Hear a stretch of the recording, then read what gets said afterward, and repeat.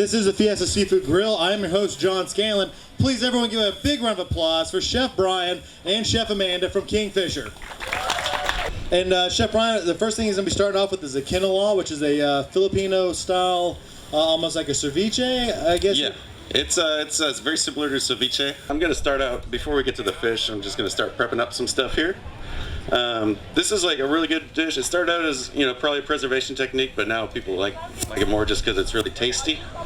Like a good party food. This is a type of vinegar that's like specifically Filipino.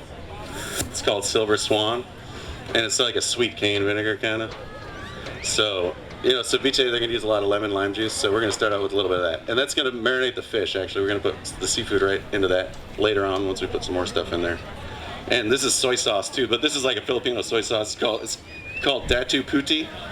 I'm not sure what that means, but it's like Filipino soy sauce, and it just has a little bit different flavor than Kikkoman or Japanese soy sauce or whatever. So it still tastes like soy sauce, but it's a little bit more.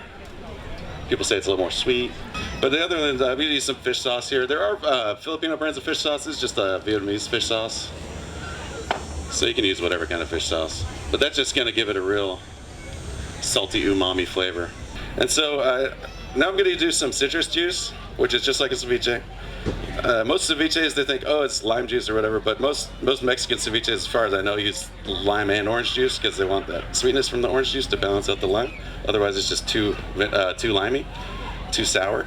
But in Filipino food, they use a lot of calamansi, as far as I know, so that's a little small orange, limey kind of citrus. You can get them around here, but if you don't have them, we find that you can mix together orange juice and lime juice to kind of mimic the flavor of calamansi.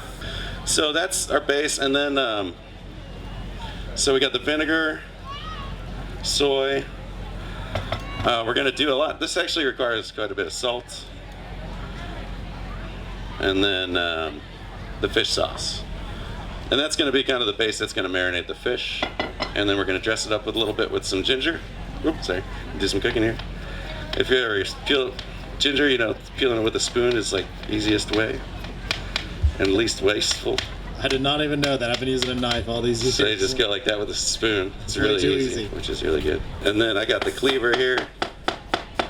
You don't need a whole lot of ginger here, I don't think. But this will also combine with the flavor of the soy and everything else, just to give it that Asian-y kind of flavor that is going to set it apart from. The ginger is going to go in there and marinate in there too. The other thing we're going to put in is some chilies. I'm just going to put a little bit of these in here in case anybody doesn't really like it spicy. We can put more on later, because you never know. Alright, that looks like a good bath for the fish. We could swim it in there pretty soon. So yeah, I have some wahoo. Very nice sushi-grade wahoo. So I'm going to skin this wahoo right here. Bam. I'm going to cut this into some strips and then let it marinate in the fridge for an hour. So once I have all of them lined up and kind of sliced, and now I can just slice across. You can cut this fish any way you want, but I like little slices. So almost basically bite-sized pieces, what you're looking for there? Yeah, bite-sized pieces, because you might want to eat it with some chopsticks, and you can eat it on a chip, or you can just eat it by itself, or with some rice. But yeah, you can cut this up on the fishing boat instead of your regular sushi. You can say, hey guys, girls, we're going to switch it up. We're going to do some Kinilaw today. So how long do you let it marinate for?